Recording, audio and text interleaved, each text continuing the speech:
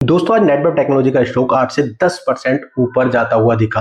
लेकिन क्या ये सिर्फ बाउंस बैक है या फिर असली बड़ी स्टोरी शुरू हो चुकी है? आज हम बात करेंगे एक ऐसे स्टॉक की जो एआई और सुपर कंप्यूटिंग की थीम के अंदर इंडिया में काफी इंपॉर्टेंट रोल प्ले करता है और फ्यूचर के लिए काफी ज्यादा इंपॉर्टेंट है हमारी कंट्री के लिए एज वेल एज पूरे एआई सिस्टम्स के लिए।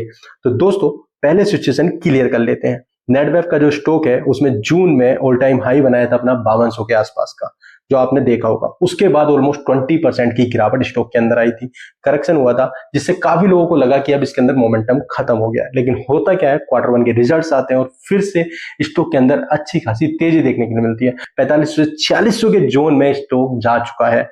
अब सवाल यह है कि भाई ऐसा क्यों है?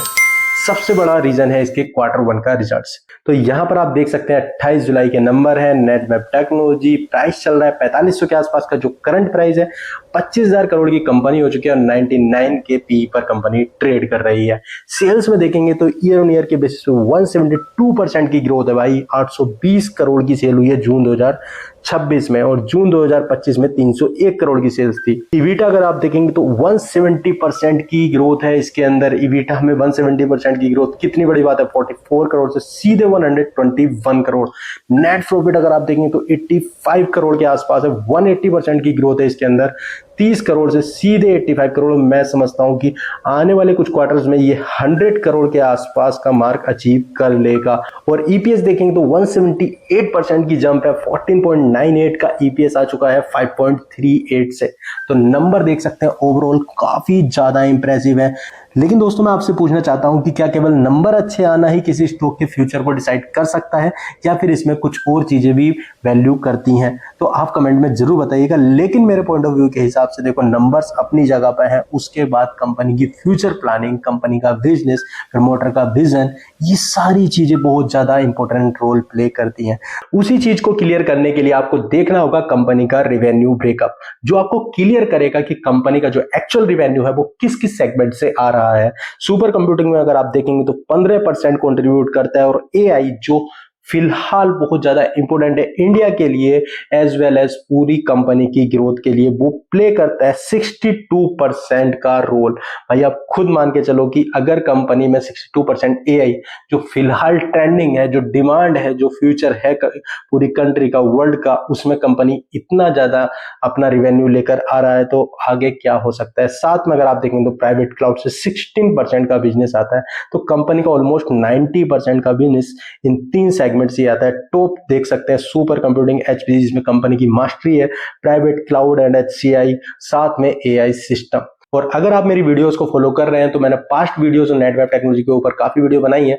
उसमें अगर आप देखेंगे तो बताया था कि कंपनी के जो प्रमोटर्स हैं उनका प्लानिंग है एआई के जो अपना रेवेन्यू है उसको आगे और बढ़ाना, और कंपनी ने उसमें बहुत जबरदस्त काम किया भी है। नेक्स्ट हम देखते हैं कंपनी के माइलस्टोन। दोस्तों आप कभी भी किसी भी कंपनी की पीपीटी स्टडी करते हो तो उसमें माइलस्टोन जरूर देखिए कि कंपनी ने क्या क्या अचीवमेंट्स किए हैं। तो 2025 की बात तो मैं नहीं करता, 2026 में अगर आप देखेंगे तो कंपनी ने बिल्ड किया है India sovereign cyber secure compute facility for the CERT in using 650 specialized computer units।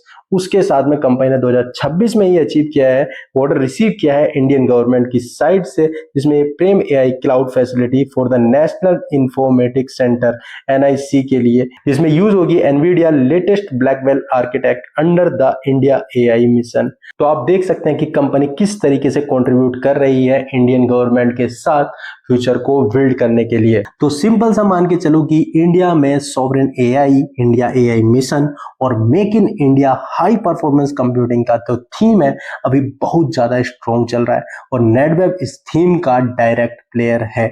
इसलिए देखो, जब रिजल्ट्स आया उसके बाद थोड़ा प्रॉफिट बुकिंग हुआ, स्टॉक करेक्ट हुआ, लेकिन आज मार्केट ने उस करेक्शन को कंप्लीट कर लिया। लेकिन दोस्तों यहां पर आती है एक और इंपॉर्टेंट बात, स्टॉक ऑलरेडी अपने आईपीओ के प्राइस से 9-10 गुना हो चुका है, तो वैल्यूएशन अब इतनी ज्यादा सस्ती नहीं है। लेकिन आज की जो 10% की तेजी है उसको देख के ज्यादा एक्साइटेड होना है या फिर उसमें शांत बैठे रहना है?